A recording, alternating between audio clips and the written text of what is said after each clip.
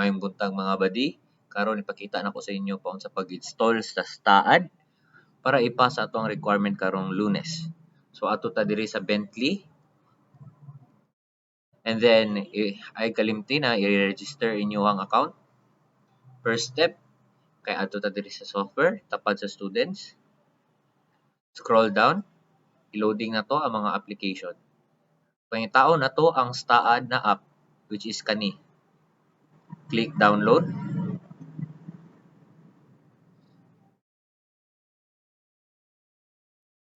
After ana, i-click nimo download.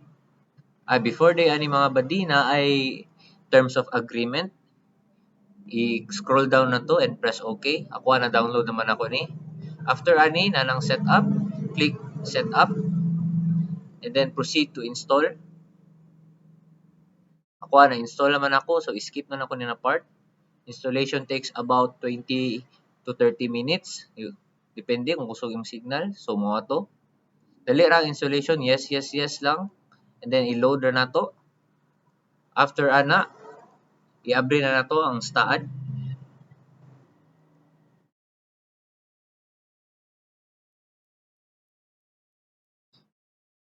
Kada ni mo gawas interface ingani mga buddy, i-register na inyong account gamit LSU. After na, i-wait na to para mo open ang application.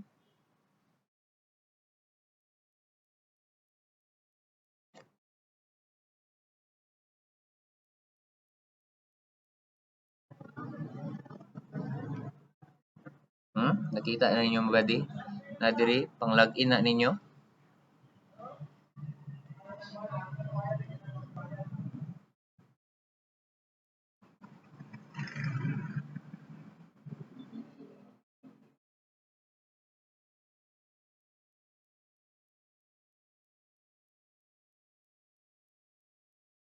Pwede ninyong kalimta ang lantaw ang version sa STAAD Pro.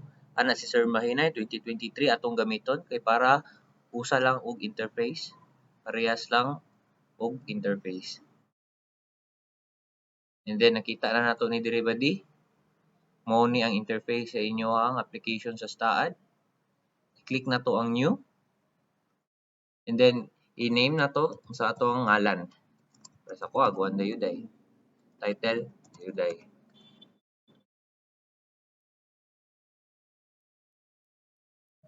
After ana buddy nabutang na nato tanan title and other things, i-click na nato ang create. Kita ninyo buddy na akong ngalan diri, napagid ang ngalan diri, i-screenshot na to or i-snap. And then i-paste ninyo kung asa ninyo gusto i-paste. Then mag-wait na lang ta sa submit button ni Sir Mahinay. Ora to mga buddy. I hope na gets ra ninyo. Pangutan na lang sa Messenger kung sa inyong wala na sabtan. And bye-bye.